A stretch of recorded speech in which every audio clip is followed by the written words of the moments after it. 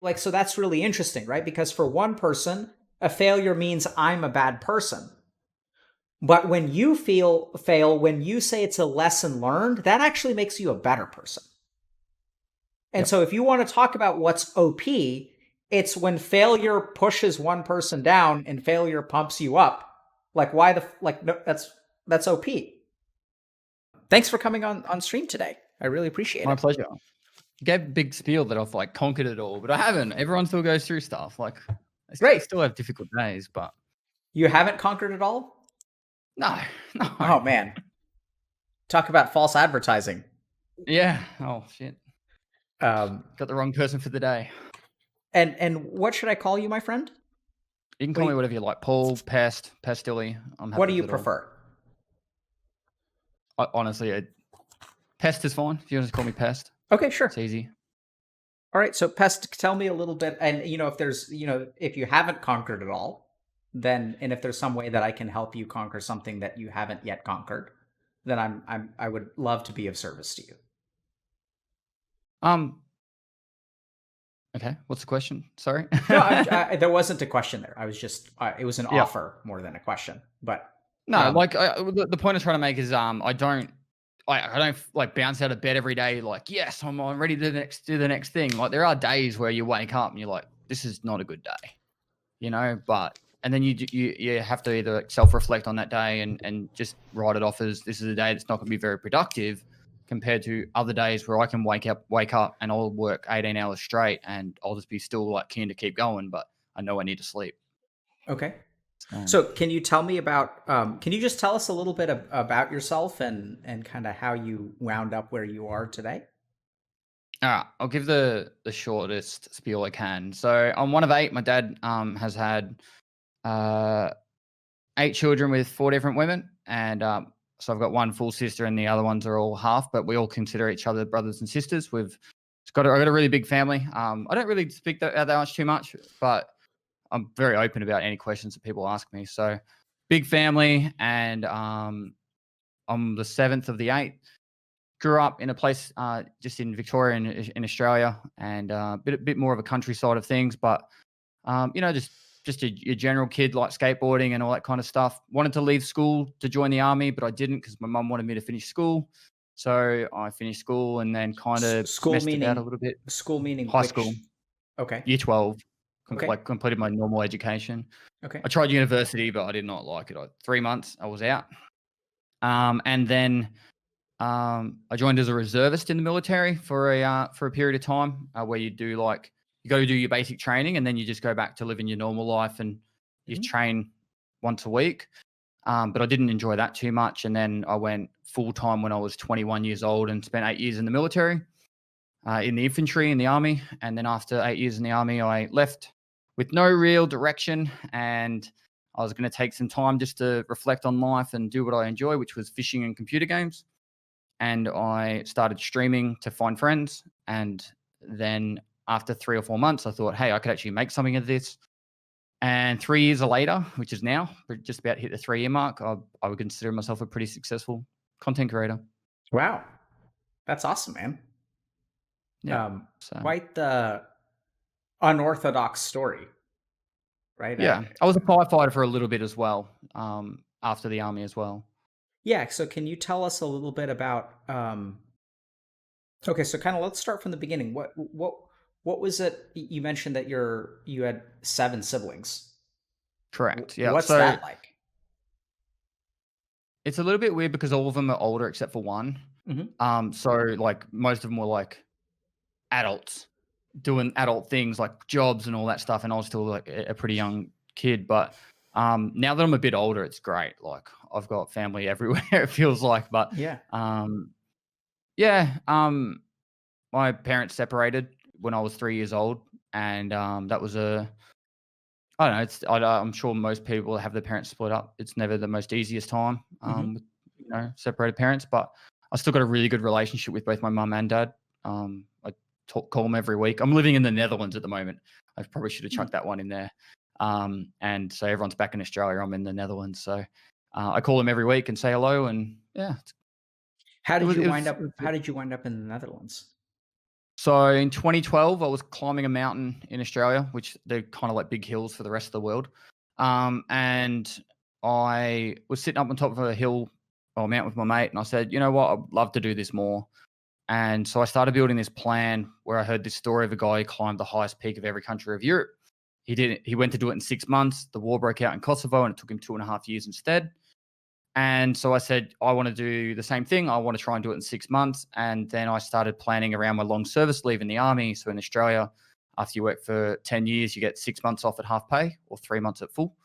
And I was planning this trip. And then when I left the army, I said, I'm still doing the trip. I don't care. I'm going to Europe. And then so this year, because of how the Twitch stream turned out, instead of doing all the climbing mountains, I was still going to climb some, but I was going to more just see the world. And then COVID broke out. And I spent nearly the entire time in the Netherlands instead. I see. Interesting. Can I think for a second? Go for it. So, Pest, you sound different. And what do I mean by Why is that? So, what I'm really curious about is sometimes, people wake up and they say, I want to do something. And then that's as far as they get. Right? They're like, oh man, it would be cool to climb mountains in Europe. And yet I'm already hearing something very different about you, because when you think about something, you actually like kind of go out and do it. Yeah. Yeah, my wife kind of holds me back sometimes with that. I have these crazy ideas, right? So I'll like when I started streaming, I was like, what if I like, okay, so most people won't know, but in Escape from Tarkov, there used to be like at level 40, everything would start, like that would be the end of the game. I was like, what if I did that in one sitting? And my wife would sit there and be like, how are you going to do that? I'm like, I'll just not sleep. I'll just keep playing. And so then when it happened, I streamed for like literally 40 hours straight and I did it. Like most people would be like, no, that's just stupid. Why would you do that? But I'm like, no, I'll try it. Like, I don't like referring myself to like someone like David Goggins, but like his kind of mentality where for anyone who doesn't know David Goggins, he's just kind of the kind of person that just, I can run 100 miles. I don't know if I can physically, but if I can't, my body's going to be the one that stops me, not my mind. Like he'll push it right to the end. And for me, it's kind of very similar. Like I say I want to do something. I actually try my best to do it. And the only thing that's going to stop me is if my body won't let me, kind of thing. I try and let my mind. I try and push it to the limits. So how long have you been that way? I don't know. I've always been the kind of person where if there was a fire, people would run from it. I'd be the one to run to it. So an example would be like, people watch that 10-hour IAR stream and people be like, that's insane. That sounds so horrible. I'm like, my feeling is, I wonder what it feels like to listen to IAR for 10 hours straight. So then I go and do it. I don't know how long it's been like that, but for a long time, I've always kind of been, I guess it's curious of what the world has to offer. I don't know any other better ways of explaining it. Sorry. Yeah, so it's interesting. So I literally just wrote the word curiosity. And what I'm kind of thinking about, Pest, is that so let's say that like you're not you, right? And I think this is a common issue, which is that most of the people on Twitch are not you. And what I'm kind of curious about is, what can we learn from you? Is it just that you're wired differently? Did you just you were born with the slightly insane curiosity, hardworking trait? And therefore there's something about your brain, or you were born different, which is why you are where you are now. And so people who weren't born with that will never be where you are? I don't think that's the case. I think after finishing school, I used to always look at my friends and they would always want to do what I found was just mediocre or boring. No one wanted to explore or have fun, like my version of fun, which is like, let's go and see what is over there, or let's go and do that. And so there is definitely a comfort zone that people live in. And I always had to push myself to go into those discomfort areas. When I signed up to join the military, I had full intention to join Special Forces. And my mate joined the army with me, my best mate at the time. And in the lead up training to joining the army, which there was no requirement to do any of the shit we did, we would just find stuff to do that would push ourselves mentally and physically, because we knew if we were to get into the special forces, they're going to make us do the most craziest shit you could think of. So like we lived near the surf beaches down in Victoria in Australia, and we'd be like, all right, it's a pretty choppy day. Let's go swim out to the buoy and back. And I wasn't even a good swimmer, but I was like, I'm doing it, like, because that's what we did. And one of my mates was really good with that. I think it's more of like an alpha male, beta male kind of thing sometimes. I never really saw myself as an alpha male. I was always a little bit of a follower before the army, but I kind of took my stride once I hit the military side, and I had to take charge because I just saw how, I don't want to use the word lazy, but some people are really lazy. They find that lazy people can actually be really good because they can find the easiest way to get shit done quick because they just want to get it done. They don't have to spend any time, more time than they have to. Or they just don't do it at all. Correct, which is the most annoying time. Um, but yeah, like a lot of people like to find the easy way. I try and find the right way. Yeah, so how long have you been like that? Where does that come from? I don't know. I don't know. Right. So, Pest, I think the challenge here, and if it's okay with you, maybe we'll explore that a little bit because I think I'm still hearing. I can imagine, who I was when I was 21, 22, 23, 24, and listening to this conversation and just feeling like I wish I was like you. I'm not like you. That you're lucky. That you I have, when everyone else runs away from the fire, I want to be the guy that runs towards it. But unfortunately, I'm like everyone else. When I think about joining the special forces, it's something that I want to do. But because I know they're going to put me through the hardest things possible, instead of swimming out to the buoy and back, I'm just not going to get into the water at all. That's the guy that I am. And I look at you I and I say that you're not like me. mhm. And then what I would say is that here is a guy who is disciplined, and I am a guy who is lazy. And I would define you in one way, and I would define myself in a completely different way.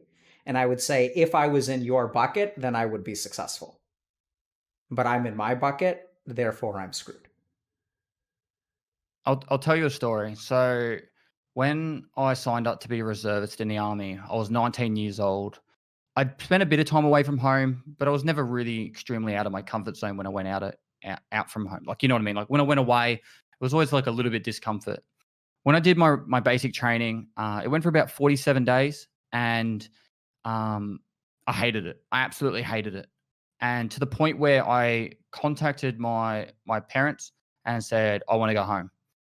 And I used to work for my stepfather, and I said, "Can you write me a letter to say that I'm needed back at work?" Because literally, that's all you would require to go home. Like if the military had to oblige by people's contracts of business and that. So he wrote me the letter, and I got the letter, and I walked down the hallway and knocked on the door of the corporals, and I said, "Oh, I need to speak to my corporal." And he got me in the room, and he goes, "What's this letter?" And I'm like, "Oh, I need to go back home for work." And he said, "I'm just going to talk to you like a normal human being here," because they would have that like persona that they're always like big people. He goes, "I know this is full of shit. I know you don't want to be here, but if you quit this right now, every time something gets difficult in life, you are going to quit, and you're not gonna finish it. This is the easy way out. There's only 3 weeks left, and even if you hate the 3 weeks, at least at the end of it, you can hold your head up high and say, 'You done it. It was shit, but you did it.' And then when anything gets hard in life, you can always push through and finish it because of that." Now, I remember that guy's name exactly, and I remember what he looks like, and he doesn't even remember who I am. But he is probably one of the most influential people in my life, because from that point there, I always kept that mentality. I finished that training and I said, this is something that I need to make sure I do because of that reason. Now, he might have just been talking shit. He might have been like, he got told to tell that thing, but it actually did have a big influence on me. That one in particular. Um, What was it and like so I hearing always, him? Do you remember when he said that? Do you remember how you felt? probably felt a little bit embarrassed at the time because I got called out, like Mhm. he called my bluff. But at the same time, I felt like there was a bit more respect there because he knew I was going to try and push through. So I Mhm. think that worked. And I think later on in particular, because you go through like you're doing field training and all that stuff, there was that little bit of like almost like mutual respect there because he knew I was pushing through my discomfort. So, Yeah, it's interesting, right? yep, no, it definitely is. So I know this is going to sound kind of weird. Pest, I think it's a fantastic story. Perfect time to tell it because I think it says so much. But what do you think are the important points to that story? What are the takeaways?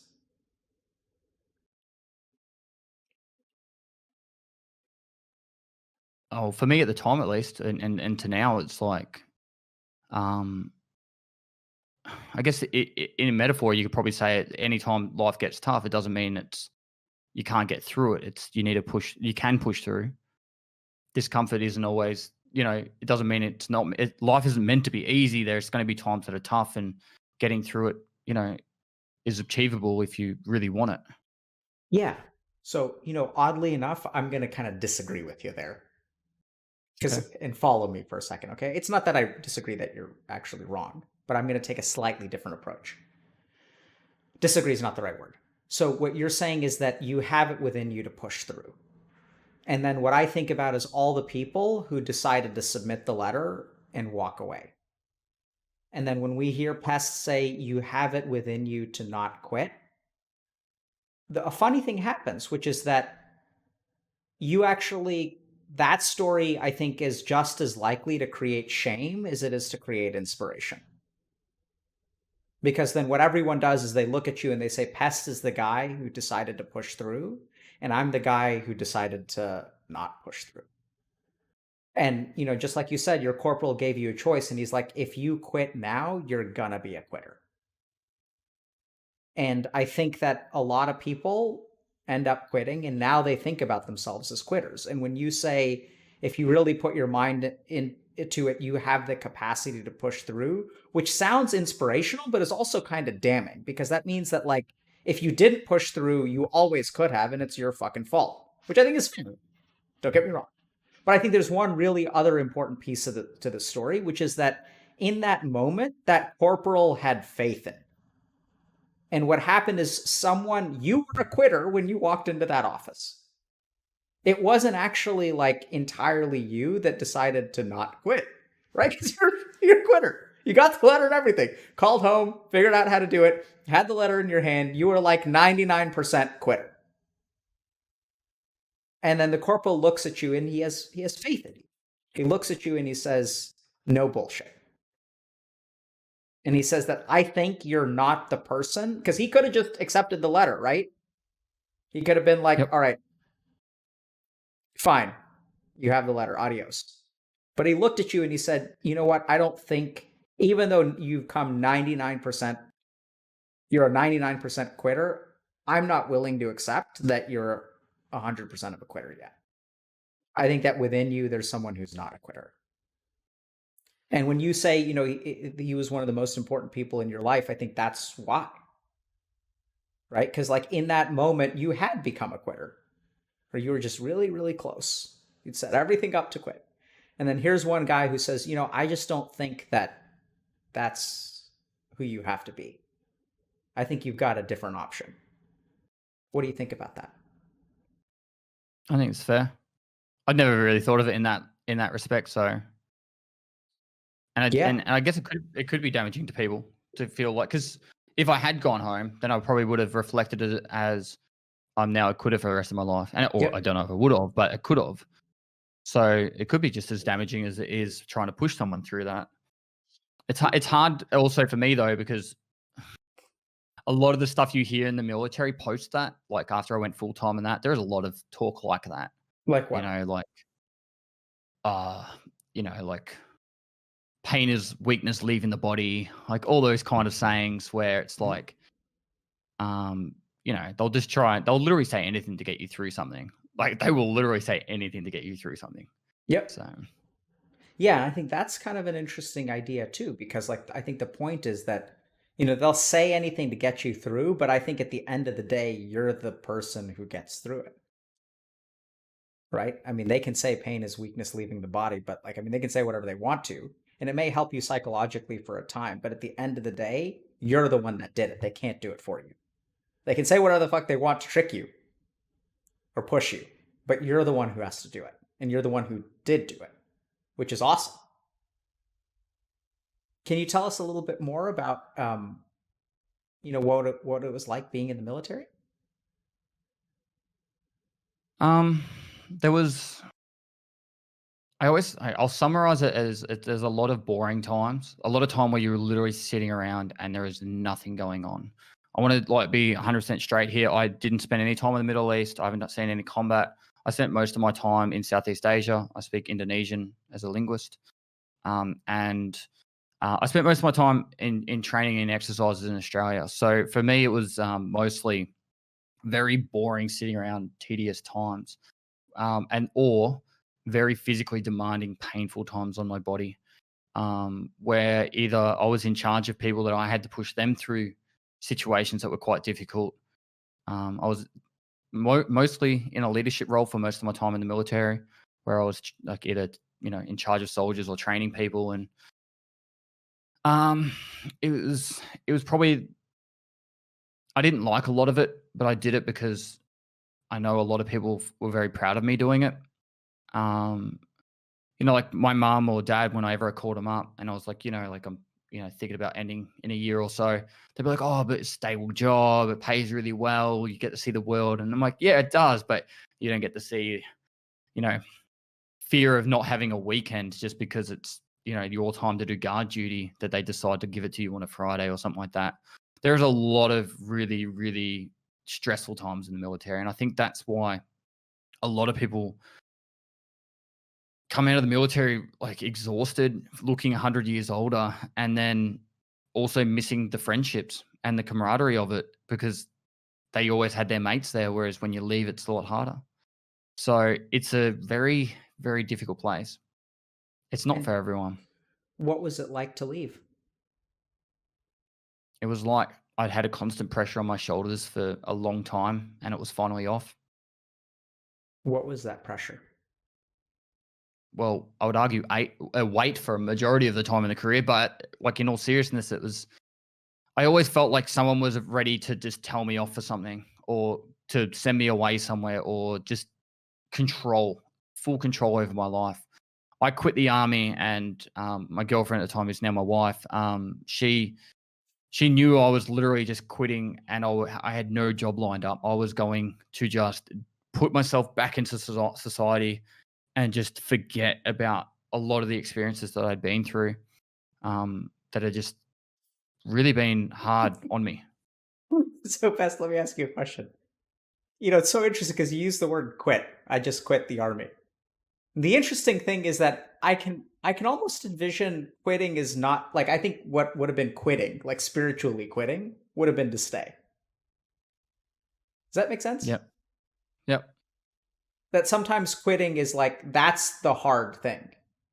Like, because at some point, you know, staying in the life that you've become comfortable in stable job, good pay, kind of respectable, you know, like all that kind of stuff. Like walking away from that is actually the hard thing.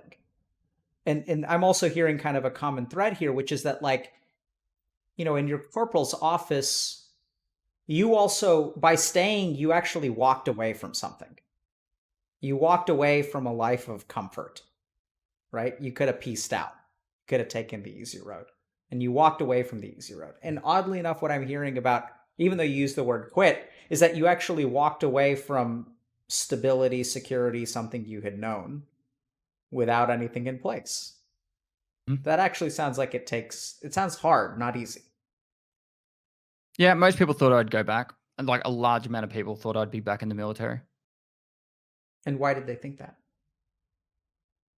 I'm very passionate about anything I do, so I took a lot of pride in the work that I did in the military. Um, I'd lined up a position where I would actually be a Chinese translator as well, where I'd learn Chinese, and I was trying to line up a few things that would probably get me into, like, say, embassy positions later on in my career. Like, I wasn't going to just be sitting down the bottom runs like forever. I actually was pretty ambitious. So everyone had always seen how hardworking and passionate I was about the job. But as soon as I quit or as soon as I resigned and I went into a new path and I could put my passion into something else, well, I think the evidence is clear how when I really am passionate about something, how far I can take it. So I think the military, if anything, was actually holding me back on my potential more than anything. And how did you come to decide to leave? Um, I had an argument with the CO, which was pretty much the deciding factor. I was meant to be studying Chinese in Melbourne that year, and due to controls from like career management, they stuffed up, and got pushed back 1 year. And so then I had to resubmit the form the following year. Then I did it as soon as I started the year, and the CO didn't approve it. And I said, "Why didn't you approve it?" And he says, "You're wearing an infantry hat badge. You're an infantry soldier for life." And I'm like, I'm not going to be treated like that anymore. I'd been putting up with that kind of BS for a long time, and I was like, I'm going to do anything else. And then as soon as I resigned and put my discharge paperwork in, 2 months later, I had a posting order saying that I'm going to Melbourne to do Chinese studies, and I said, "Nope, I've made my decision. I'm going." So,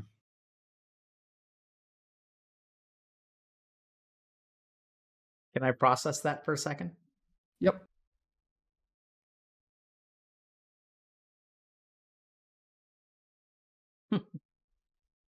Pest, I when you tell these stories, I think about moments from my own life. Um, and it's interesting. I think, some people talk about success as taking advantage of good opportunities. My experience has been that success is walking away from good opportunities. When they give you everything that you want to, being able to say, you know what? No, thank you. I'm going to do it my own way. Um, it's interesting. I have a story very much like your corporal story too. But wow, that's impressive, man. So what would you when they gave you that paperwork or gave you the option to go study Chinese in Melbourne? Do you remember how you felt? I expected it. I expected it. They called me into the battalion HQ, and they said, "We've got your posting order here, and we've got your discharge paper. Do you want to throw your discharge paper out now that we've got your posting order?" And I said no. But it wasn't the big bosses that were telling me that. That was the clerks. But I walked straight out, and I was just like, "That's so typical." Like, I knew that was going to happen because What's typical about that? so the military what they do is it's a numbers game. It's all about they need to tick all their quotas, all their boxes for promotions and their career progressions. So for the CEO, for him, it's about the first thing he needs to do is get so many people through all their, all the officers need to get all their quotas done for the year, et cetera, and it trickles down, right? And then the worst thing they can have is low retention rate. So first thing they want to do is they want to tick all their boxes. So they need as many soldiers to do that. But then the worst thing after that is to, lose their corporals, because it's hard to get good corporals. I consider myself a good corporal when I was one. Sure. So, and so then me leaving the military after 8 years and due for promotion and stuff, it's just, it's just so easy for them to go, "Oh, we'll just, now that, he's called our bluff, we'll just do that." So I didn't fully expect it, but I thought there was a pretty high chance that it was Yeah. actually going to happen. And why didn't you take the posting? I'm kind of the person that when they make their decision to do something and start a new thing, I'm going to go for the new thing and new exciting route of fishing and computer games. Can you help me understand what decision you made when your CEO denied your application? I called up my girlfriend and said the CEO didn't approve it, and in the past when they've done that, generally don't they don't post you once the CEO says no. So I said to her, I said, I'm not going to stay in the infantry any longer. My shoulders are cooked. Like legitimately, my shoulders are just destroyed, and I'm not going to break my back for in the infantry. If I do for a core transfer, that could take a year, and that's if it even happens. I'm not going to. I didn't want to stick around with that anymore. I wanted to move into intelligence, something using my head instead of my body, and so I said that I'll try something new, and we just started a plan. Which at that point, she didn't even have a job, or she was working part time. And I was like, all right, well, I'm going to quit. So we need to like start applying for jobs together. And she got a really good job. And yeah, we just went with it. Sounds like you were, like you said, the weight on your back, it sounds like control. Like it sounds like you were tired of not having control over where your life went. Correct. Yeah, 100%. And so what was it like after you left? It was a little bit. I would always want to work. Like I'm not the kind of person that can just lay on the couch for a couple of days. Like maybe 1 or 2 days, but the third day I'm like, I need to do something. So I was like trying to find little odd jobs to do to help people out. If anyone needed a hand with anything, I went back to Victoria just for a week to build a retaining wall for my mum. Like I just whatever I could do, I would just do. But in the other times, I'd either be playing computer games to find friends, or I went fishing. Tell me about fishing. Um, it's really good. I don't.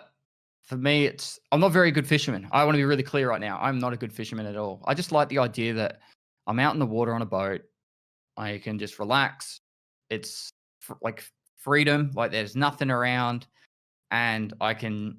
Who knows what's going to come up? I could get, you know, like some massive tuna, or I could get like a little kind of shitty, bait fish kind of thing. It doesn't really matter to me. It's just about the adventure and fun of being out there.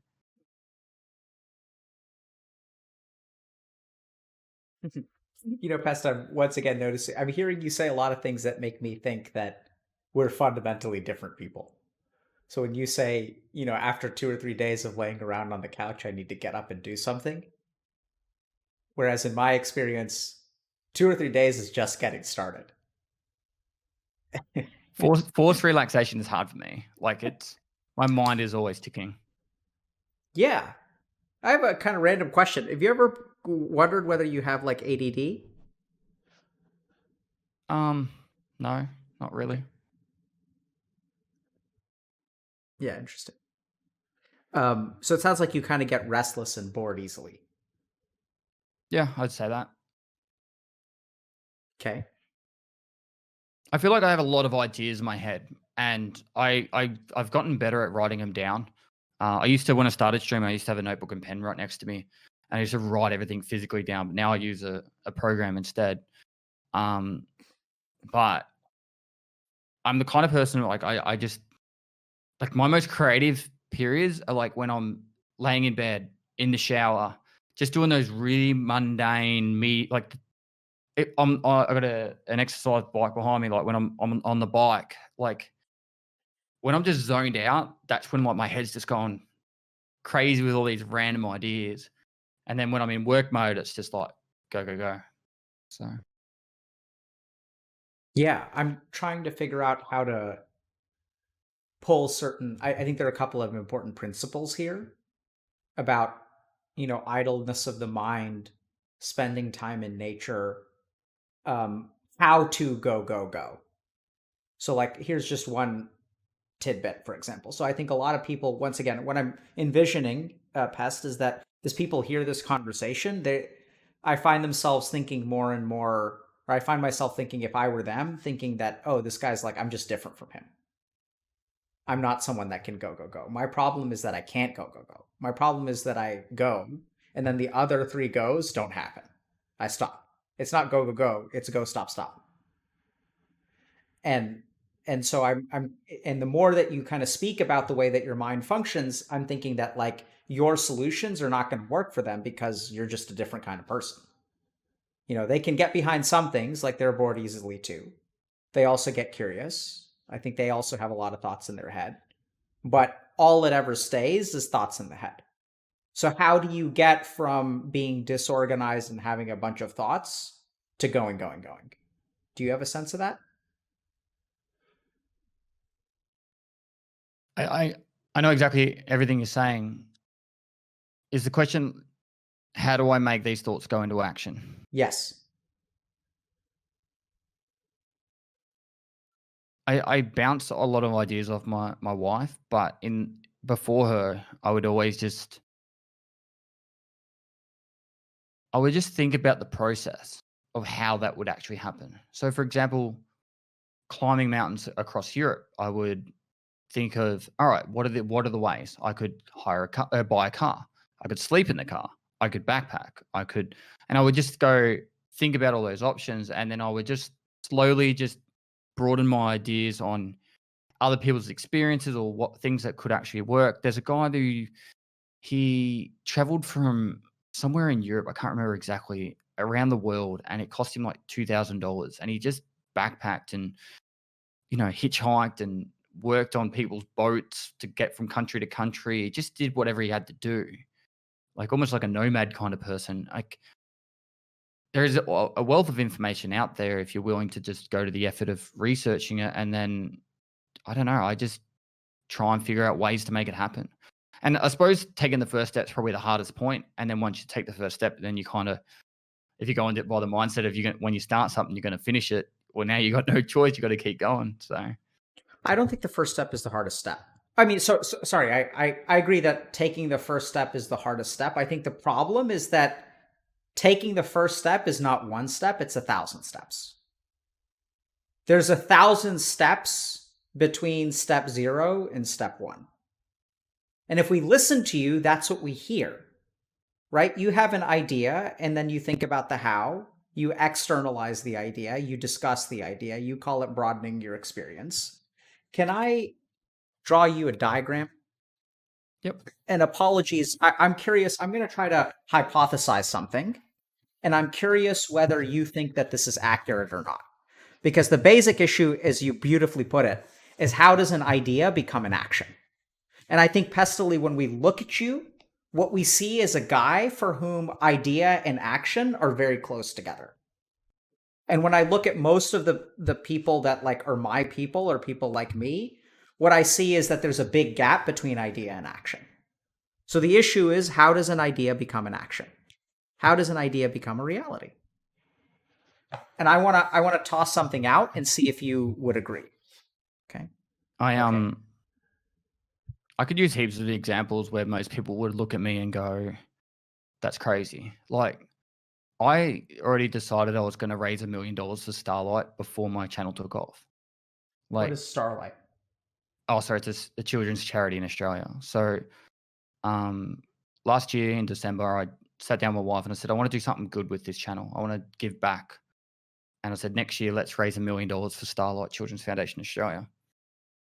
And then the end of the year, I had a massive, I had a drops event on my game, and my channel blew up even more than it already was.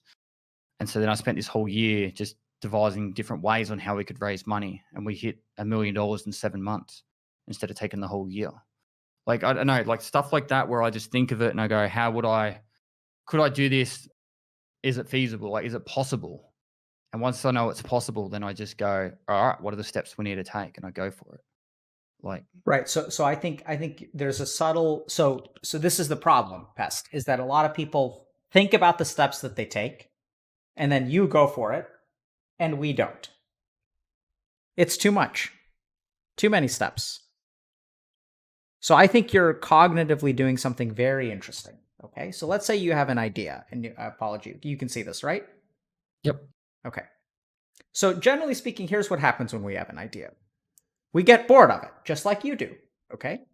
We're not disagreeing that you don't get bored. We get bored, you get bored. So this idea turns into other ideas. So idea number 2, idea number 3, idea number 4. Right? And then we think about this for a little while, and this is idea number 10, idea number 6, idea number 12. And then tomorrow comes and nothing happens. You with me? Does that make sense? Yeah, it does. Okay. So let's think about, so that's us. Here's you. So you get bored of idea as well. I know it sounds weird. And then what happens is you actually have a second idea, but your idea is, how does idea number one work? And then what you do is you talk to people about idea number one. And then you also externalize idea number one. I don't know if this makes sense, but do you see how talking to people about traveling is not the same as thinking about traveling? When you get, So it makes it real. It makes it actually an actually thing instead of just a thing inside the mind. It's now in. I want to use the word universe, but it's actually people have now been involved in it as well. Sure. So I think that also is especially true for this one over here, which is about externalizing. But what I want you to notice is that, like, if you think about the cognitive action or the cognitive interest about thinking about something and talking to someone about it, those are like fundamentally things. You can get bored of thinking about something and you can go to talk to someone about it, and it'll be interesting if you talk to them. Does that make sense? Correct. Yep. The interesting thing is, at the end of all of these, you come back to idea number one. Does that make sense? Yep. So whereas this person ends up with, like, spending a little bit of their time on ideas 2, 3, 4, 5, 6, 7, 8, 9, 10, 11, 12, you still have a different cognitive action here. You don't get bored if you're thinking about, if you're doing research on the internet and then you talk to someone and then you jot things down on a piece of paper. Cognitively, it's not the same as just thinking about it. So it's cognitively, I think, fresh enough to where you get curious about it. You get curious here, and then you maintain your curiosity by actually changing up the cognitive action in the second step. And the cool thing is that each of these actually goes and reinforces the same idea. And so now for your second iteration, idea number one is like twice as strong. And then you externalize some more. You like take notes about it. And then you talk to person number two about idea number one. And then you do some more research. And so what happens is that at the end of the day, you're still reinforcing the same idea.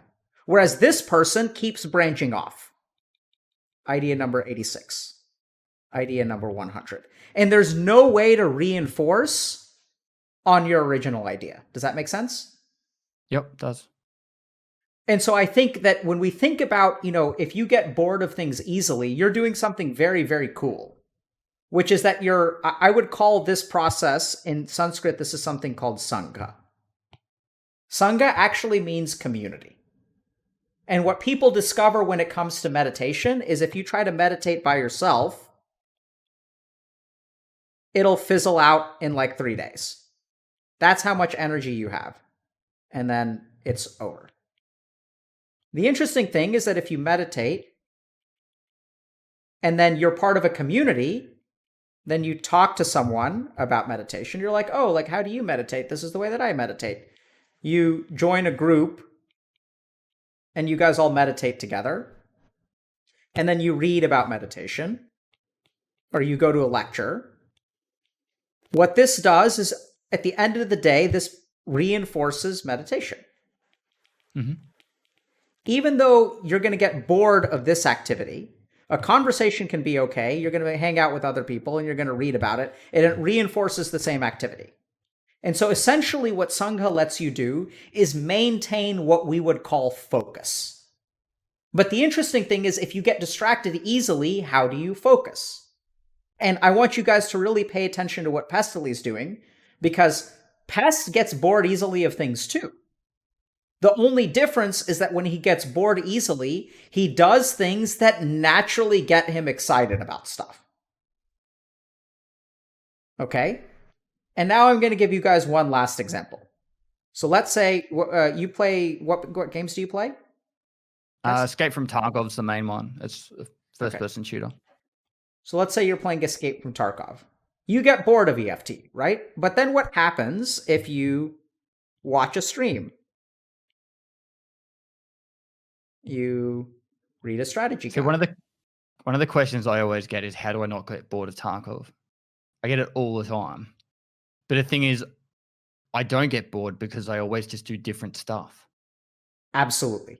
So you took it right, got the punchline, right? Yeah. Yeah. It's not everyone thinks it's just this, but I want you guys to pay attention to what Pest is doing. Because Pest isn't just doing EFT. He's doing EFT and then like side activity 1. Right? Let's do a 40-hour stream. That's actually a different idea. And then let's write a guide about it. No, you're 100% right. Because I do guides and then I do like, I don't know, I'll do a challenge on myself, or I'll play the game with only using one gun or whatever. Like I just do random stuff all the time. Right. And then I never get bored of Tarkov. No, well, but see, here's the thing, right? So when they look at you and they say, how do you not get bored of Tarkov? You do get bored of Tarkov. And then you do different things that maintain your focus in one direction. So I think, Pest, the reason that you're successful is because your mind maintains focus in a single direction. The reason you're successful is because instead of building 10 wells that are 1 foot deep, you actually build one well that is 100 feet deep. But the tricky thing cognitively is like, how do you do that if you get bored easily? You just, I don't know, the well analogy kind of falls apart, but it's like sort of like you use different tools to dig the same well. It's like, today I'm going to use a spade, and now I'm going to use a shovel, and now I'm going to use it. Because it's actually different activities, but all of those activities are aligned in the same direction. So, what do you think about that? Does that make, would you agree, disagree? Yeah, no, I totally agree. Okay, so once again, this is what I discovered about my life. So I'm going to give you guys just an example. So first, I was a monk. Or not really a monk, but I wanted to become a monk, right? So I studied yoga. And I was like, oh, like I want to understand. Okay, here's how I started out. So I was like, this is, and let me know if I'm boring you, okay? Pest? No, I'm good. Okay, so this is where I started. I suck at life. Because that's what it was. I sucked at life. Like, life is hard. I'm a bad player at life. I was like, okay, how does that work? Okay, got to do something. So I went to the ashram. And I was like, oh, interesting. This is how people work. Okay, that's what I discovered. And then it was sort of like, but I still went back to, okay, oh, this is how I suck at life. Following me? I sort of figured out like how I suck at life. I was like, oh, interesting. So it's actually the same thing. But now I have a how. And then I was like, okay, well, let's figure out how the neuroscience of this works. So I started doing like EEG research. What's EEG? Electroencephalogram, measuring brainwave patterns. Okay, yep. On meditation. Right?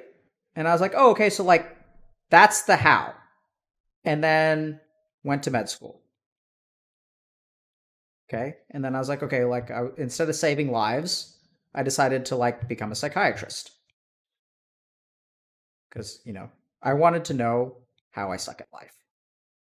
And now, so now it's like, okay, this is how other people suck at life. Sometimes it's illness. That's what my psychiatric training taught me. Sometimes it's lack of direction. Sometimes it's lack of dharma. So this is what India taught me. But at the end of the day, do you see how it's like, it's all the same thread? It's all the same thing. It's like, how does life work? Mm-hmm. But I get distracted really easily. Right? That's how you keep your focus. Absolutely. Because I don't actually keep my focus. It's bizarre. How does life work? Okay, so this is where I sort of end up. And this question was born because I sucked. I was like, how does this stuff work? I don't understand. I don't understand what's the deal with life. And now, like even today, so now what do I do? Because I get bored easily. So I stream on Twitch. I do clinical medicine. This is my favorite part. Now I get to do the teaser.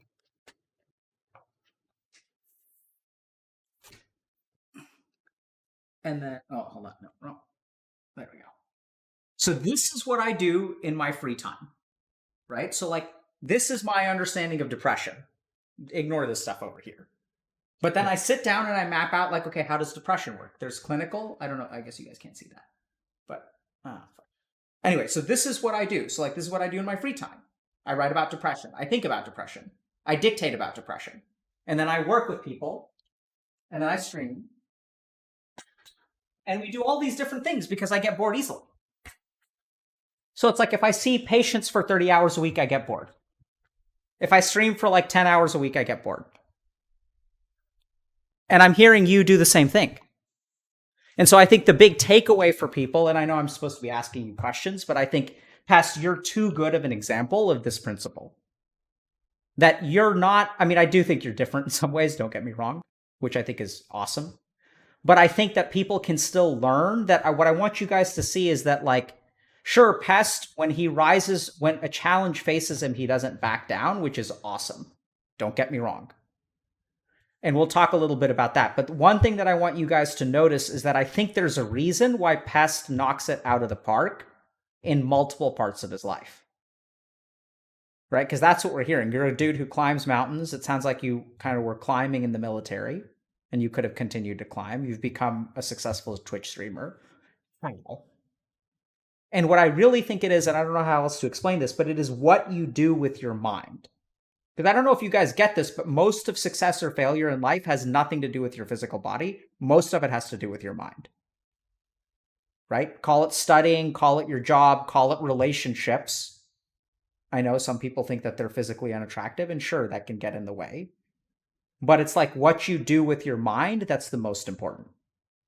And what I hear is that Pest has discovered a way to align his mind towards a common goal despite deviating this way and that.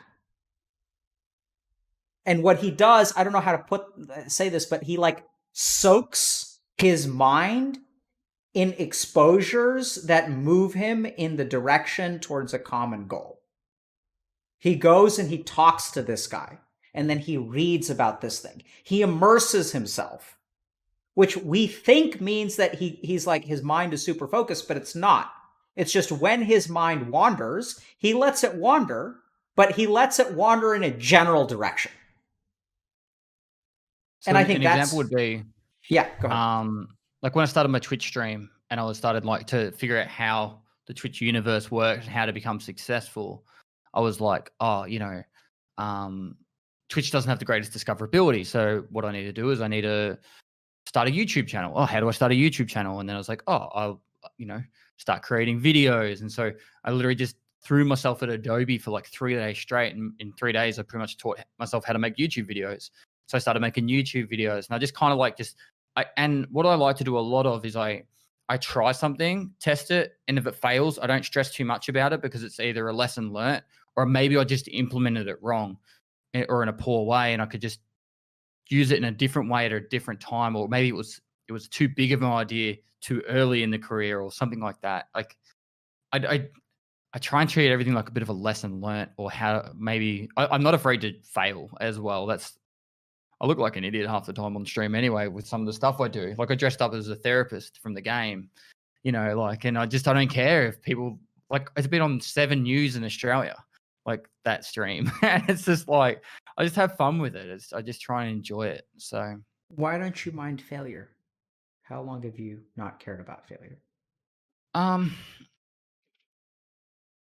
As long as I'm confident that I did the best I can do within realistic measures, then it doesn't affect me as much as it might affect most people. I don't know why it's the case, but how long have you been that way?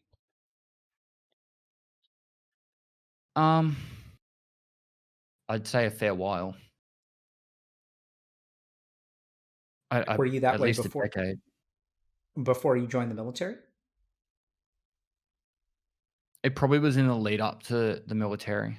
I I remember a period before the military where I was very self-conscious of a lot of things I did, and I was like, I wanted to become a better person. I remember for a fact I wanted to become a better person because I was just like, like people would do cool stuff, and I was like, why can't I do it? And I was very like self-conscious of that stuff. Um, I can't even remember what I used to listen to on that, but it was just like I used to watch like I think it might have been just before YouTube because there was other websites, but there used to be like videos that you could watch, and it was people just talking about how to become the best person they can be, and part of it was either there's like the physical, you know, physically fit part of your body, and also the mental, so you strengthening your mind and your body. So I used to work out a lot. I used to like bodybuild, not for a competitive side, but more of just like I always wanted to be the fittest, strongest person I could be. And I used to be really strong and fit. Like I still got a lot of muscle mass, but like, I still look after myself, but then it was the same with the mental side, and the mental part was the hardest part to train than the body. The body was easy. You just go to gym 5 days a week, you got 2 rest days, it's all good. Whereas you've got Easy. a measurable you got a measurable way. It's like you go to the gym and you can do it, where the mind is you can get lost in the mind, really. Like, um, and it's a lot easier to just be like, "Oh, I won't worry about that today," or I don't know, Hmm. that's how I found it.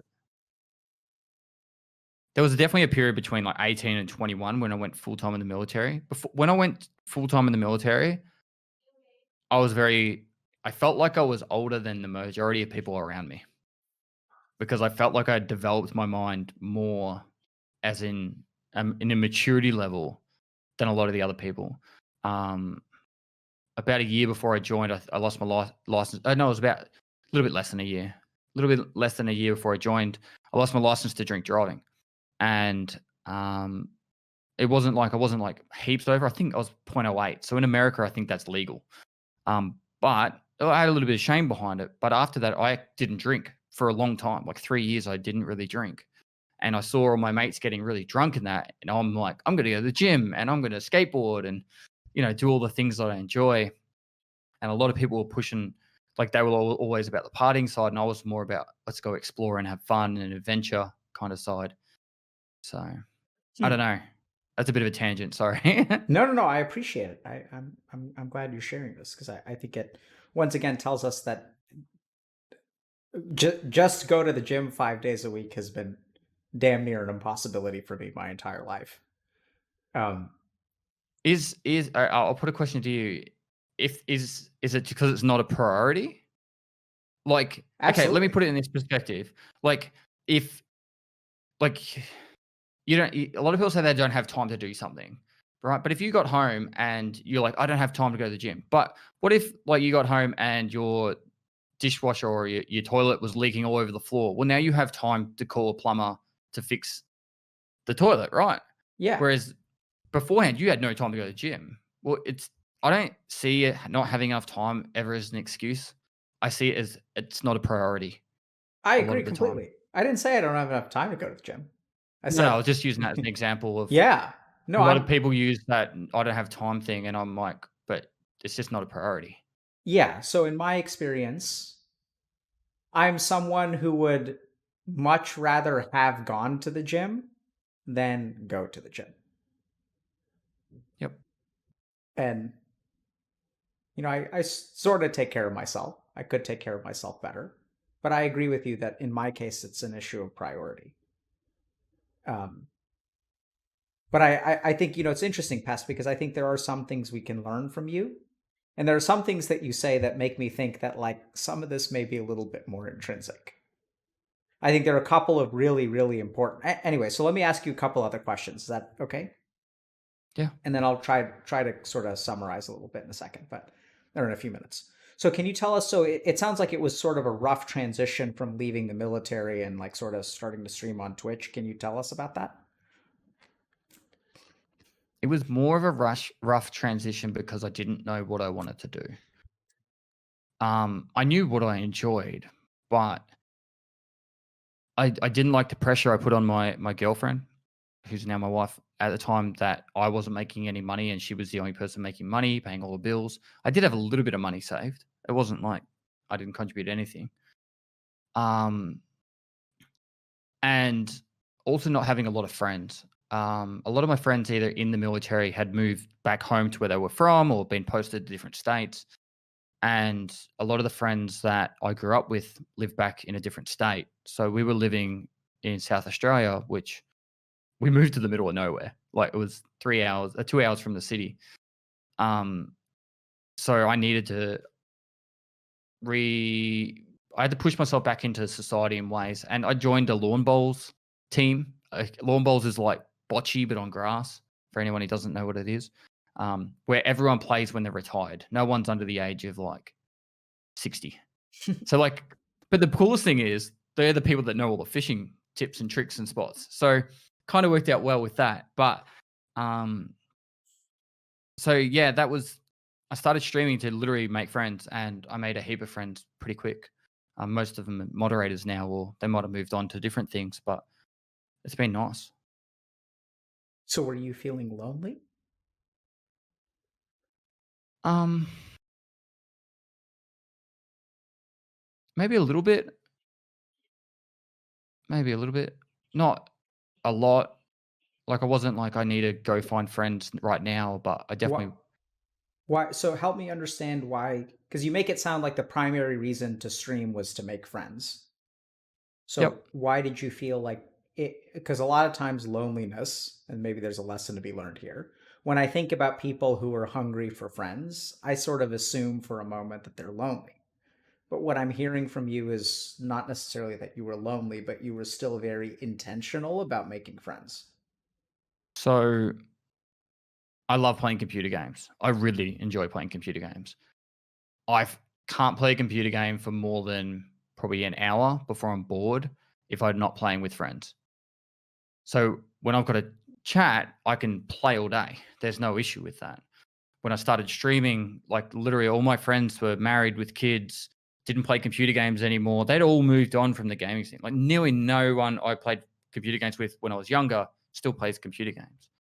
So I wanted people that enjoyed the same games as me to just find to play games and have good chats and play till 3 in the morning, 4 in the morning, and all that kind of stuff. But um, I still had friends, but not ones that I could either hang out with or play computer games with. So you started streaming just sort of to try to find people to game with? And to talk to during the day. Yeah. And then when did you start to think about this as a career? Um, so that was in October. I started doing that. In January, I went on a big drive along the east coast of Australia with my wife, and we, um, I don't know, I maybe had like 15, 20 subs and something like that. And I was like, I actually feel like I understand how the platform works. By that stage, I'd done a bit of research and stuff, and I didn't really stream that whole month. And I said, I want to give it a solid crack. I want to give it like a year or 2 years, and I'll just go really hard. I'll throw everything I can at it, and I'll just want to see where it goes. And it sounds weird, but I said if I could get maybe 2,000 followers, because by the way, I was like, I'm going to sell my house to go to Europe. Like I was legitimately happy to sell my house to move to travel Europe. I said if I can get 2,000 followers that might be interested in my travels through Europe, and I can like maybe fund it some way through that, then it could be all worth it. And so yeah, I started streaming in hope to get 2,000 followers before I got to Europe Hmm. How did you decide to go to? So you decided that you were going to go to Europe and climb. in 2012, And when did you start streaming on Twitch? 2017. So what were you doing? When were you in the military? From 2009 to 2017. I see. Okay, so you started streaming on Twitch in 2017. And when did it become really like a career for you or a job? When did, 2018. and what happened around that time? That's when I went on that drive with my wife, and we decided I'm going to give it a go. And then that's why I started taking it more serious. I just started working as a part-time paid firefighter, so I had some sort of income as well. So it wasn't just my wife making all the money, but it really took off pretty quick, to be honest. It was What's like your understanding of that? within 2 months I was partnered, I think 2 to 3 months, and then the graph is hasn't really slowed down. What's your understanding of why that happened? I feel like I'm a friendly person. I think my whole basis is the fact that we're just a bunch of like-minded people that just enjoy computer games, and I'm not the best at the game, but I just want to invite anyone who wants to have friends or make friends of people that like. We've got a common interest, Escape from Tarkov. Like I play a lot of other games now at the moment, but everyone that pretty much jumps into my channel likes Escape from Tarkov. You're not judged on anything but what you say in chat and your name. That's pretty much all they can judge you on. And where you're from in the world doesn't matter. We can hang out, we can talk, and we're just a big community. And I've been big on just a community aspect. Like I promote streams in the Tarkov category. I know like a lot of most streamers and categories on Twitch, they don't promote other channels, like not very often.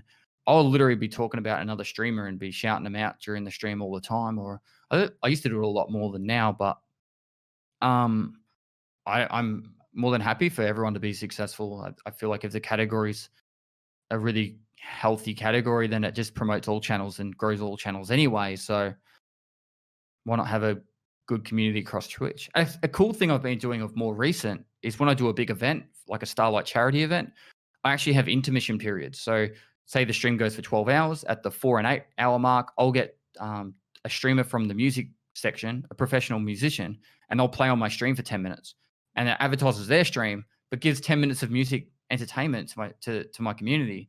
So it's gives me a break. I get 10 minutes to just drink some water and sit back, listen to some cool music. I love it. I think Twitch is an amazing platform, and we should all try and push everyone together to grow as well.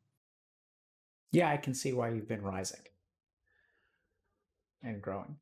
I think it's really awesome, Pest, the way that you talk about your experience on Twitch, the way that, people use this word wholesome a lot, but I think, you're there because you love the game and you love the community.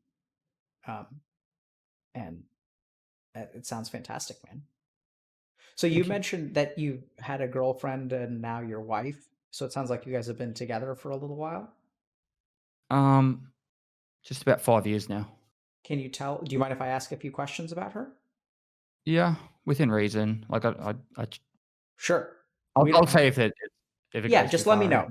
know. Because I like when we kind of think about the corporal, for example, and just sort of how him being authentic with you and sort of like how you guys kind of had that mutual respect, as you put it. I'm noticing that in your life, you're not playing single player, right? You partied up.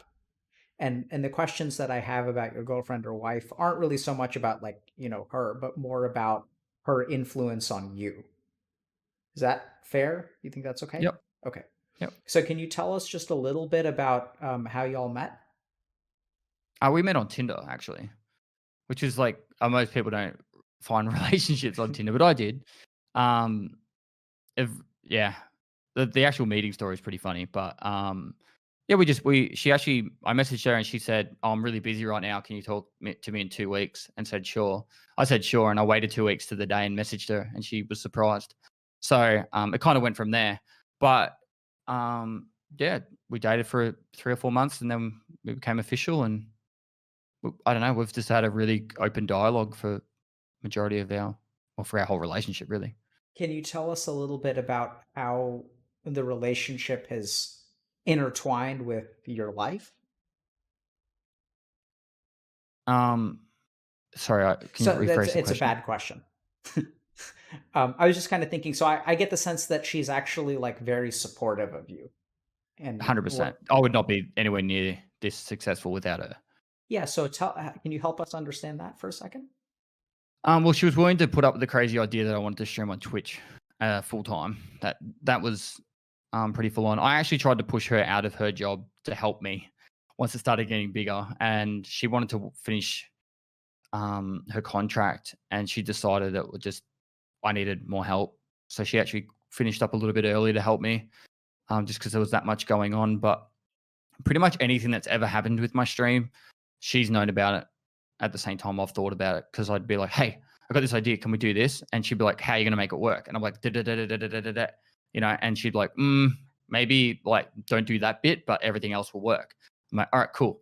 You know, and it's been very much like that from the very start. And I'd have an idea because Pestily is based off the word pestilence. And so, you know, like the plague doctor, for example. So like I played the long game, you know, with the coronavirus. I started planning this whole plague mask thing 2 years in advance. So she helped made all the logo and all that. And she's a really creative, like as in artist creative person, which is really cool. And so yeah, like all those kind of ideas would go to her at some point, and then yeah, to develop onto the stream. She's been amazingly supportive. I don't know what you want, what exactly you want me to say, or But that's what. yeah, yeah. I mean, I don't. I'm just because it's. I think we see that, right? So we see that she's kind of behind the scenes. I sort of Yeah, have detected that in a lot of the different stories that you've told. And so I just wanted to help us help everyone who's kind of thinking a little bit about your story, like what role she plays in it. Sounds like she's incredibly supportive, um, 100%.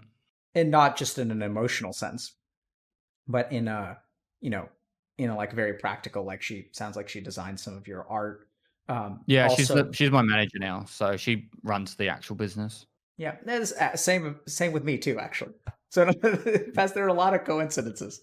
So I have basically stories to match each and every one of yours, and my wife is now my boss. Yep, same.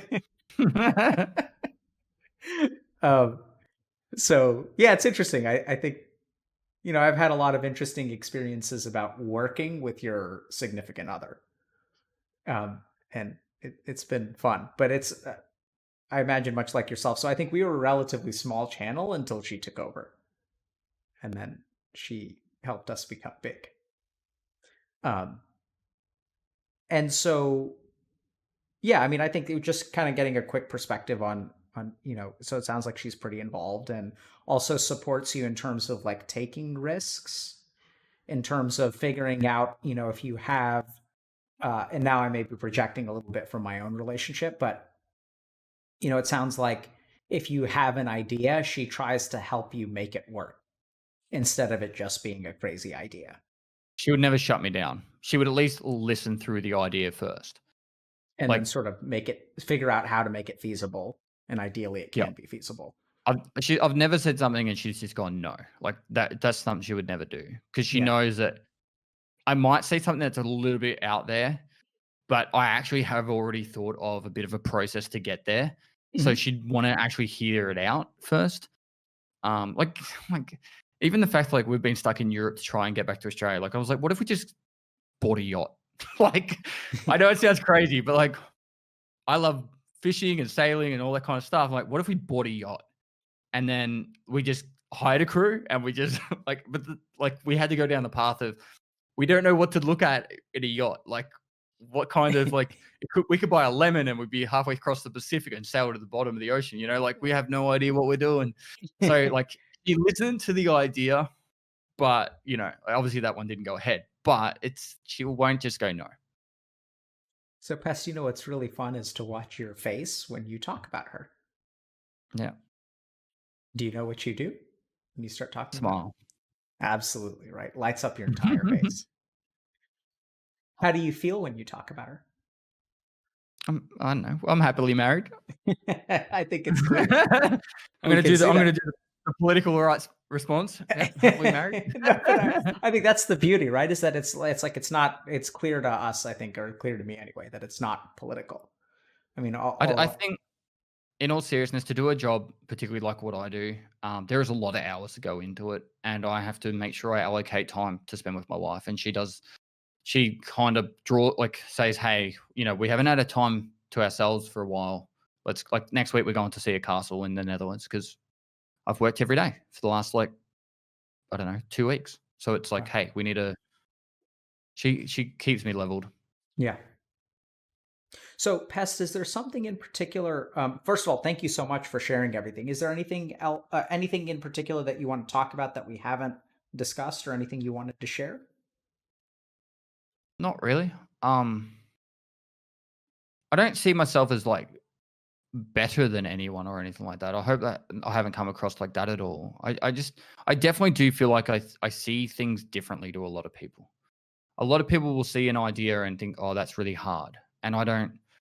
I kind of like I just get excited by the options of like, what if that was possible or something like that. Like I don't know. A little bit of fear of like I might come across as really arrogant in this talk or something because how my thought processes go across. But um, yeah. Pest, I'm going to say something. I think you are better than average. Well, thank you. I mean, I think you are better than most people.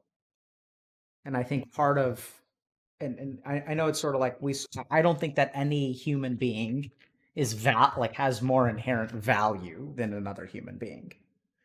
And at the same time, I think when a lot of people look at you, I know when I listen to you, I think about the ways in which you are better than I am. And this is the crazy thing is I don't think that that's bad. I think that you are different and you are exceptional. You've done a couple of things that I think many people would be envious of. And it doesn't mean that I think you accurately representing those things, I can imagine people would perceive as arrogance, but I don't think so. I think the whole reason that you're here is so that we can learn how to be better. Right? And I'm not saying that, like, in a sense, I think that's true of everyone that comes on the stream. We're here to learn from you. And in your case, I think you have objectively done things that are like difficult to do. You objectively, the way that your mind works and the way that you live your life seems to be like pretty enviable. Like, let's be honest. And I think that's okay. It doesn't make you arrogant. It just means you suck less at life. And so I think the important thing, the reason I'm really glad you came on and that you've been so open is because I think we can learn from you. And the whole goal of this channel is that like we can learn what everyone has to offer and we can become better at life by like learning a little bit of your playbook, what works, what doesn't. I mean, some of the stuff that you're talking about, I can get behind. Some of it I can try to deconstruct and duplicate. And some of it I think I'm just going to have to figure out my own way. Because at the end of the day, going to the gym 5 days a week is just, as you put it, not enough of a priority for me. You know? And so we're gonna have to talk 5 days a week anymore, just to be clear. but like, I think there's definitely people don't prioritize what's important to them sometimes, and I'm the same. Like I go, I really want to look after my health, but then I don't go to the gym.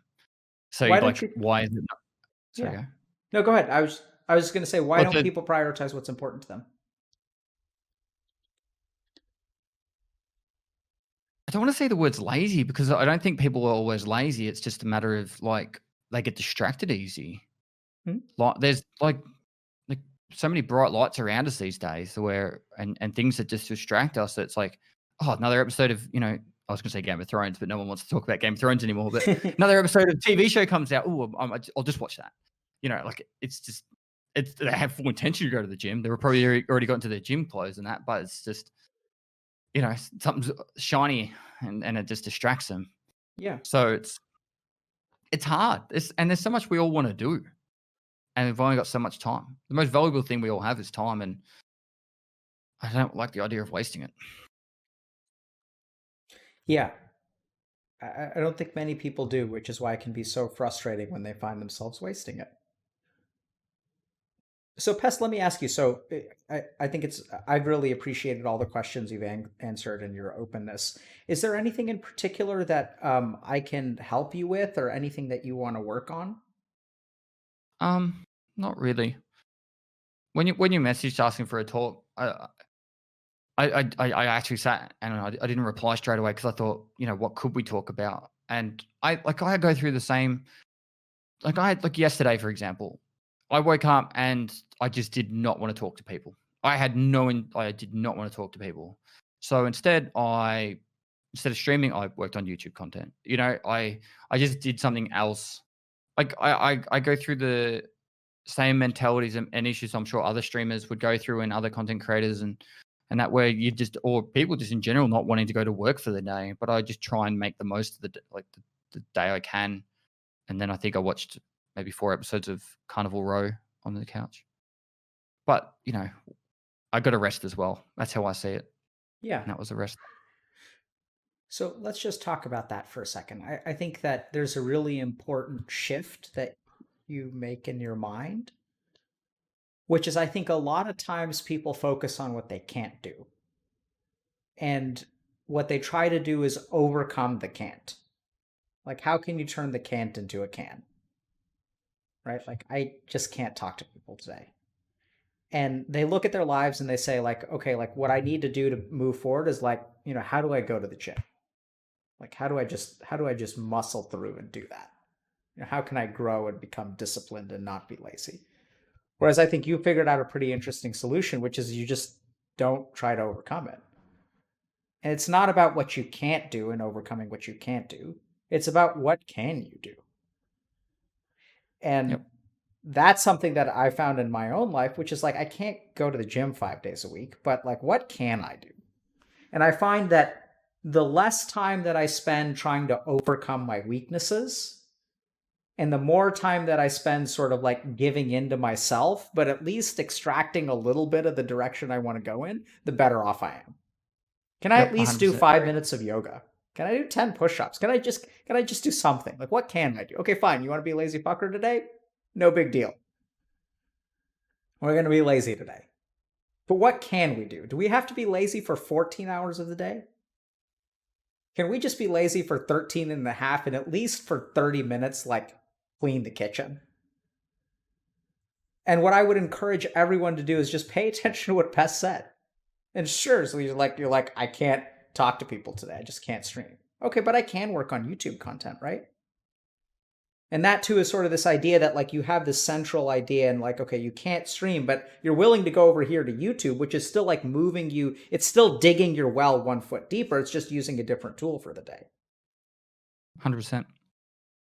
And for the people, like really, I encourage all of you guys to think about exercise or, finding a job. It's like, I can't find a job. And like, think about what Pest has been telling us. Okay, what's the process? What can you do? Make a resume. Okay, I don't even know how to make a resume. Can you download a template? Can you download a template and just change the name and the address at the top? Because then you're one step closer to where you want to be. Can you at least look at other people's resumes? Can you print video? Just anything really. Yeah. What can you do? And I think too much of myself and us, we spend so much time, and this is like the problem, because I think a lot of like the self-help kind of stuff, like David Goggins is a good example. If he's all about overcoming can't, right? He's like, and I'm not saying that's bad. I'm just saying that there's a different way. Overcoming can't is half the battle. And sometimes the other half is giving in to can't and focusing on what you can do. A lot of David Goggins stuff is also saying stop giving a fuck what other people think, though. Which I kind of agree with that stuff. Stop caring about what other people think. Do what you want to do. If you want to do this, be the best of that you can be. Like it's not always overcoming issues, but the negative forces of people's ideas and that coming towards you as well. Like, yeah, I don't know. Like that for me, that's more where I just block out other people's negativity with that as well. Because if I'm like, I want to do this, like I've wanted to walk 100 kilometers before and I've done it, like just to see if I could do it. But there's so many people that be out there like, you couldn't do that. Don't do it. Like that's stupid. Or you should go to bed because you've been up too long. Stop. You should stop. You look tired. Well, I'm not tired. I know that I can stay awake for 3 days straight. I've done it 3 times in the military. Like you can say I can't do this, but I'm doing it. So you're wasting your time typing that. That's how I see it. I don't look at someone's message and be like, you're silly. Like, I don't know. Yeah, Pest, I think you have a strong sense of who you are as a person and you come across as very confident, which makes it easy to discount what other people say. I think the challenge is that when someone says something about you, you have an intrinsic sense when they say, you shouldn't do that. That's dumb. And inside you, there's something that rises up and fights against that. It's like, you don't know who I am. I know who I am. You shouldn't stay up for that. Well, I've done it before. So you should sit the fuck down. I think the challenge is a lot of people don't have that, right? And and so if it's okay with you, Pest, can I try to highlight a couple of things that I've heard you say that I think maybe can get people moving sort of a little bit in the direction that you found yourself in? Yeah, for sure. 100%. Okay. So it starts with curiosity, right? So if we really listen to you, Pest, what we hear is that like when you're curious about something, you actually invest the time and energy to try to pursue it. And I think this is huge because I think a lot of people are very curious, but the curiosity ends with like a Wikipedia search. And there's something about, the way that you cultivate ideas and like devote yourself to like, the same thing over and over and over again, but you're curious and you're bored easily, which I think that's not something that is unique to you. I think that's for most people. Gamers in particular, I think Twitch, this entire generation tends to be like curious and bored easily. And so I think that's instrumental to getting you to where you've gone. The only difference is that I think you've actually fed your curiosity in a really healthy way. And as far as the bored easily, like the way that you kind of still focus your thoughts in one general direction, although you let yourself get bored. But when you get bored, you're kind of like, okay, what can I do with my boredom that's almost in the direction that I want to go? The second thing is that I want you guys to really pay attention to this because I think Pest didn't do it alone, right? And I think if we really listen to your story, we hear that it starts with like when you're on the brink of quitting, one person having faith in you. And one person looking at you and saying, I don't think you are the person that you think you are. That you've come so close to quitting. And ultimately, they didn't give you a huge speech, but they saw within you something that has value. And they saw within you that underneath all of the layers of a quitter is someone who doesn't quit. And that I think is huge. We also see that even now, it's not a single player game, right? Like when you kind of talk about your wife, we see the way your face lights up.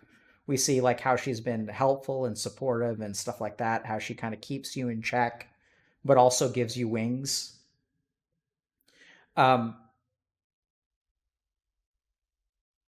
So one time I was working with someone, in some of these hospitals that I work in, there are these like older people who are just super wise. Usually not doctors, but they're like nurses and just like people who just have really and when I had kids, I went to this one person who I respected a lot, and they've got a couple of kids, and I assume their kids are healthy and happy. So I asked him like, "Hey, do you have any like advice for like raising children?" And he said, "Yeah, give them wings and give them a place to fly back to." And it was like one of those just amazingly succinct, like give them wings and let them fly, and then have a place to come back to. And when I hear about your relationship with your wife, that's kind of what I get. Is that she does, support you. She always listens. And then every now and then she's like, hey, you've been working for 2 weeks. Let's be normal human beings and take a little bit of a break. Right? So she gives you those wings and then she gives you a place to come back to. So the second thing is that, it's important to have people in your life. And then if you don't, then how do you get those is a whole other question. So I think that faith has been transformative for you and support has been transformative for you. That ultimately, I think a lot of your growth has come from you exercising control and taking control of your life, which I know is hard to duplicate. But, you sort of tried it for a while and you kind of played this game, and then people were like, they weren't willing. So at some point, you developed that faith and confidence in yourself, and your CEO refused to see it. And so there was one time in your life where all you saw within yourself was a quitter and someone refused to see it. There's another time in your life where what they saw was a quitter and you refused to see that. You're like, you know what? Fuck you guys. I'm done. And so I think it's really amazing how you've, taken risks and you don't know how things are going to go. And another thing that I would say is that like this kind of comes back to what you were saying about you don't fear failure. I think that's one of the biggest problems is because the fear of failure tends to paralyze a lot of people. The other subtle thing that we can hear from your words is that when you fail, I don't hear it say anything about you as a person. Like a lot of people feel like when they fail, they are a failure. Like the person and the failure are the same thing. Does that make sense? Yeah, yeah. So I don't see the failure as being something that is the. It's I see it as a lesson learned that more than just being like unable to do something. Yeah. So I want you, like, so that's really interesting, right? Because for one person, a failure means I'm a bad person. But when you fail, when you say it's a lesson learned, that actually makes you a better person. And Yep. so if you want to talk about what's OP, it's when failure pushes one person down and failure pumps you up. Like why the like no, that's OP. Every failure you have actually makes you stronger and better and gives you a sense of like confidence that you're better than the person you used to be before. And then there's like a whole crowd of people out there who are like when they fail they feel like less of a human being. And it's like, yeah, I want your strategy. And that's what I've seen a lot in clinical medicine too. Is that like sometimes when you have a bad outcome with a patient, you can feel like a bad doctor. And then like the other way to think about it is like now that you've had that bad outcome, I'll be damned if I ever let that happen again. And what you've actually done in that moment is improved the lives of every patient that you're going to see afterward. If you learn from it. If you throw yourself a pity party and you feel like a bad person, you're actually doing a disservice to all the patients that come next. So I think that's really fascinating to hear you kind of talk about like, failure isn't about your value as a person. It's about learning. And then the last thing that I want to highlight is that, a lot of people think that you need like discipline and stuff. And when we look at Pest and we think like, oh my God, this guy's so disciplined. Ugh. But I think it's really cool that you learned Adobe in 3 days. And I think that there's absolutely a road of towards success where you dive really deep into something for a few days, and then you don't have to devote your entire life to like making YouTube videos. That you can actually have your mind wander between different things, get super excited about something, learn it really well. But as long as it's in the same general direction, I think you're going to end up kind of like where you did. What do you think? Yeah. I think you don't need to be the master of everything. There's no way you need to devote all your time and effort into just mastering one trade. The Adobe is a good example where I learned enough to make YouTube videos and then I started making YouTube videos. I thought it'd be really cool to be able to make really cool transitions and everything, but I soon realized like that would be so time consuming. In hindsight, I would actually hire an editor like early on in my career. I made my first 500 YouTube videos in the first 2 years, and that was a lot of life that it took from me. But the I do that with a lot of things though. I'll try something out for a little bit, see if I like it, put some time into learning it, and then but just enough to get the understanding of it, not to master it. I think there's a lot people can do with that where you don't have to feel like you have to master the craft of something to be. It's like there's a guy that said in 10 hours you can learn something. I was like TED talk or something, and he played the guitar after 10 hours and he learned a song or something, or ukulele actually it was. It was a really cool TED talk. In 10 hours you can actually learn a language, for example. You can learn the basic rapport building of a language or something. So yeah, I think there's some definitely premise behind that Yeah. piece. Anything that you think I kind of left out? Those are, I think, the key things, like sort of curiosity. It's okay to get bored easily. Having people have faith in you. Being able to quit. Walking away from good things. Acknowledging that failure is not about you. Failure actually makes you stronger, not weaker. And kind of diving in. This kind of goes to the board easily thing, but sort of diving into one thing for like a few days at a time, and then that's good enough. I think a lot of that can be summarized up in just always trying to improve myself as a person, really. I always try and be the best person I can be, and not just in like a what do you call it, like a practical sense, like being able to have these skills to make a video, but also like I try to reply to every single Discord DM.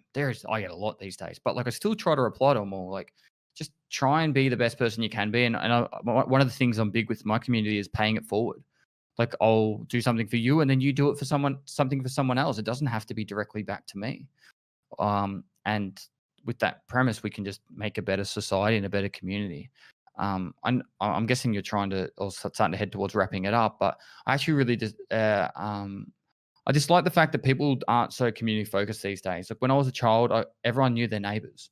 So when I bought a house, the first thing I did, well, not literally the first, but like within the 24 hours of moving into my house, I went and said hello to all my neighbors. I knocked on every single one of their doors and said hello. Hi, yeah, my name's Paul. I live next door. I'm in the army. If you ever need anything, just knock on the door. I don't care how big or small. And from that point onwards, they were the best neighbors ever because like someone parked in my driveway once and they gave me a call and said, "Hey, there's some random car in your driveway." Like they didn't have to do that, but if I'd never introduced myself, they never would have done that. And that community aspect isn't just like a Twitch thing for me. It's a life thing. Just be good to everyone, and then hopefully it all makes the world a better place. Yeah, man. I'm sort of leaning towards wrapping up. Is there something that you want to discuss No, that's otherwise, or all. anything else I think it's a great sentiment about community. I think that's actually one of the really interesting things is Twitch is a place where, or just the internet is a place that in a lot of ways fractures and isolates us. But I think conversely is the very antidote to the poison that it kind of creates. And we sort of get the sense of FOMO and like, you know, thinking less about ourselves and seeing what other people are doing. And at the same time, it's the very tool that we can use to bring ourselves together. Yeah, and I think Twitch is a really great platform for community. I as a marketing side, I really wish they pushed it more. Is a marketing what? Side, like the Twitch management should be actually focusing more on the community aspect than anything Hmm. on the platform Yeah. and how they can enhance the community. Because I think it's great. I think there's so much they could do, so much more they could do. What would you like to see? Even like Among Us is the perfect example of how anyone playing any game can play the one game and enjoy it. Me bringing musicians across to play on my stream, like all those kind of things where we could bring communities like from different streams across together to cross pollinate, I guess would be the word. But also, like I before COVID kicked in, I did meetups in France, Portugal, and the Netherlands, and I went to PAX East. But like conventions are great, like all that kind of stuff where people can go and hang out and talk, meet each other, and have fun. Or if they don't want to go to those conventions, they can still play games together and just anything that enhances the community aspect of Twitch. I'm all for. And stuff like this. This is actually like bringing people together to talk about stuff. So thank you so much for what you do as well. Yeah. Likewise, man. I think thank you so much for coming. I think too often do we focus on sort of the downsides of life. Like we focus a lot on how people mess up.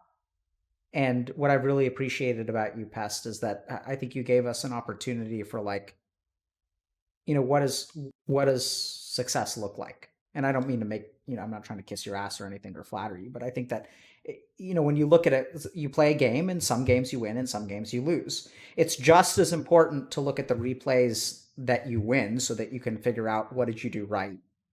And equally important to look at the replays that you lost to figure out what you did wrong. And living life is about like understanding both of those sides. It's not just about all your mistakes. In fact, I'd argue that a lot of what holds people back is that they focus too much on their mistakes. Going back to this idea of like, how do I overcome what I can't do? Well, like just set that aside for a second, man. Let's look at what you can do. Let's look at what you are good at. Let's look at like how do people transition from a place of being lonely and not having friends to like starting a Twitch stream and things like that. I think success stories are just as important, not just because it's like success, man, but very practically, like, what are the things that you can do? So I really appreciate that. So thank you very much. No worries. Do you want, are you interested in learning how to meditate? Do you meditate? I used to have an app called Headspace, and it used to like the issue I used to always have with it was as soon as my brain starts to stop thinking, I fall asleep.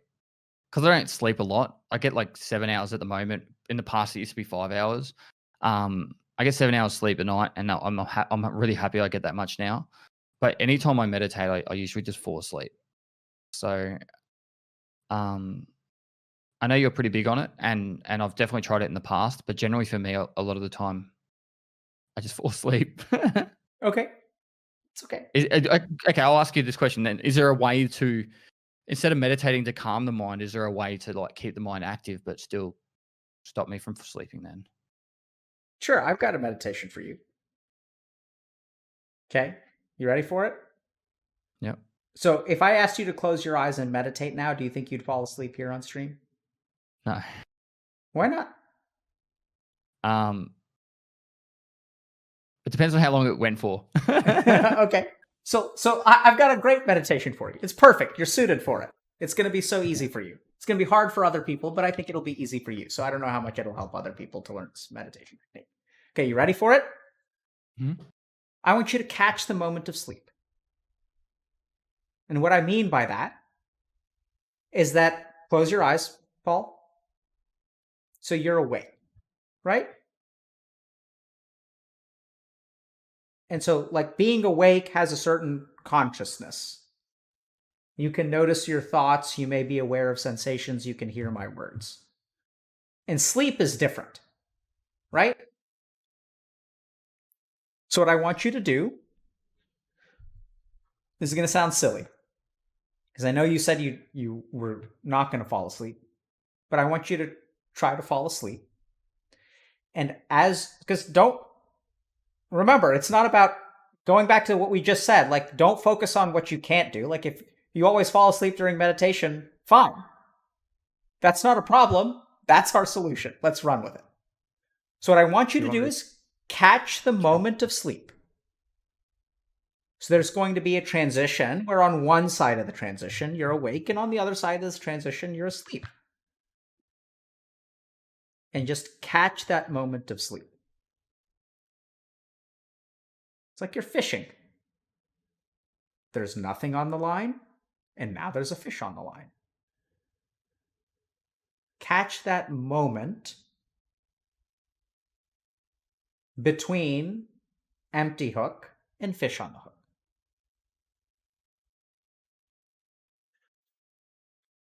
Let yourself fall asleep.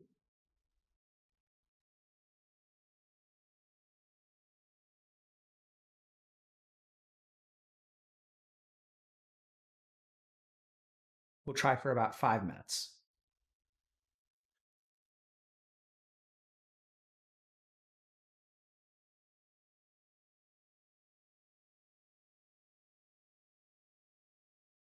Can I be silent, or do you want me to coach you through the process? It's up to you. I don't know. What are you doing right now? Tell me. I'm just focusing on my breathing. Okay. And waiting for yourself to fall asleep? Pretty much. Good.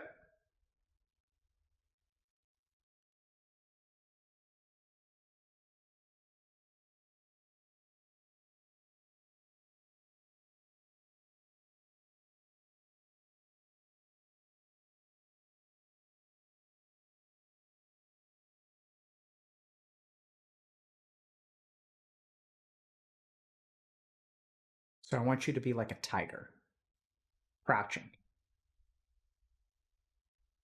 ready to catch that sleep.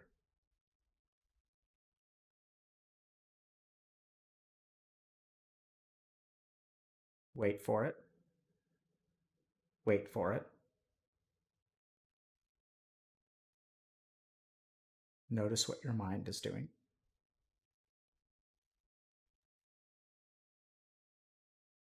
And now I'll be silent for about 3 minutes.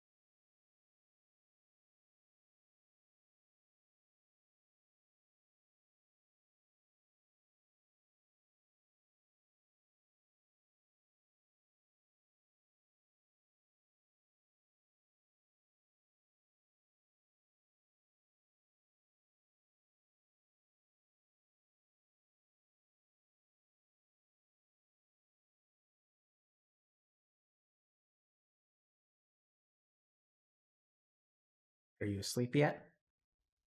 Not yet. What are you doing? Just focusing on breathing. Okay. So I'm going to ask you a couple of questions. Is that okay? Yep. So, like, focusing on your breathing is meditating, right? What happens when you meditate?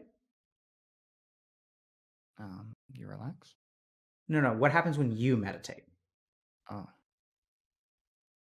And then my body just feels more heavy. Yep. And then you fall asleep. Yep. What have you been doing for the last 5 minutes? Meditating. Why haven't you fallen asleep? I think probably anxiousness, if anything. Don't want to fall asleep in front of in you like this. Are you thinking lots of thoughts? Yeah, too many. Okay. So here's the crazy thing. So I think you're doing a good job. And maybe it's because you're on stream, although I'm going to assume for a moment that it's not. So maybe the reason you didn't fall asleep is because you're on stream. Fair enough. What I want you to try to do is to catch the moment of sleep off stream and see what happens. Yep.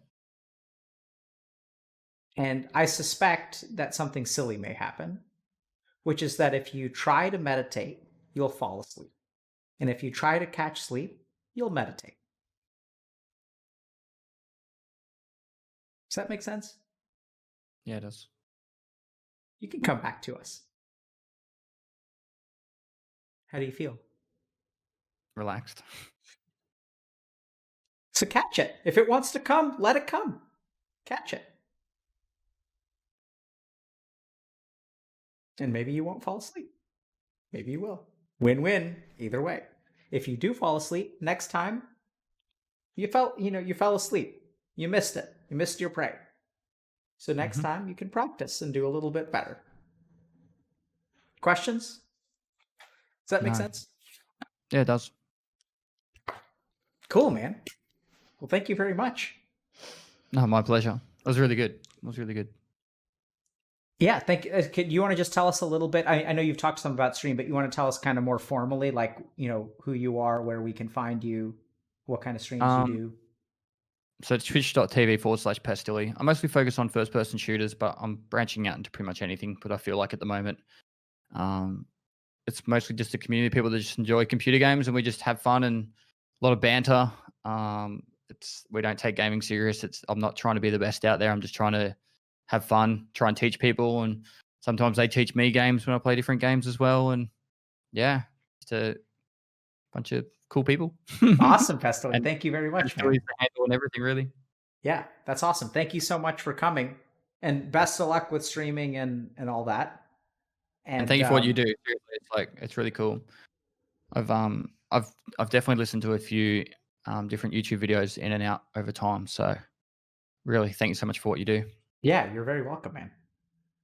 And as someone who has a wife who supports me, and I don't know how to say this, but please express my gratitude to your wife for people like her existing in the world, because I'm one of the beneficiaries of people like her. Yep. She'll be 100% listening right now. So don't worry. Okay, great. All right. Well, then thank you very much to Pestily's wife. No worries. For supporting noobs like us. Take care, man. Best of luck. All right, mate. See you. Bye.